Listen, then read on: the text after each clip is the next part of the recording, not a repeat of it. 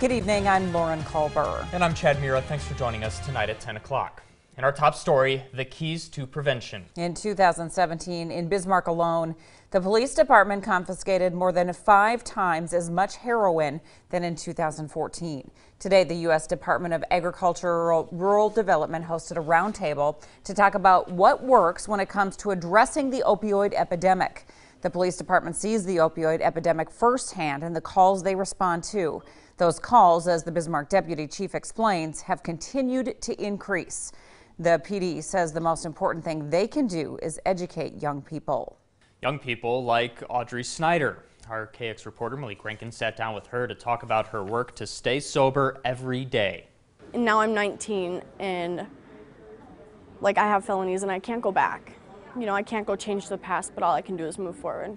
Her story starts at age 12 when she began smoking pot, but the drug use didn't end there.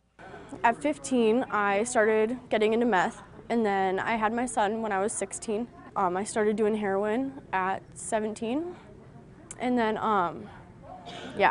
so I started IV using, and almost daily. I didn't really care if I lived or died. I was in jail a lot.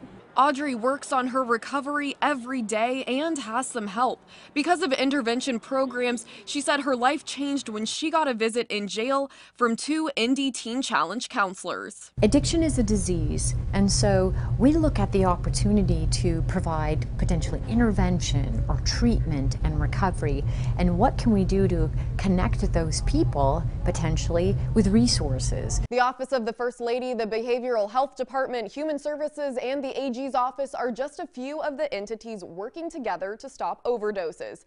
And they continue to introduce programs to address the epidemic. And what we've seized in the Bismarck area as far as heroin, in 2014 we seized basically 17 grams of heroin, and in 2017 we confiscated over 100 grams. That's why Ziegler says starting prevention young, as early as grade school, is best so no one gets left behind. It's just awesome to know that I'm worth something. For now, through the ND Teen Challenge program, her goal is graduating. The prosecutor told me that he just wants me to graduate Teen Challenge and do 2 years of probation.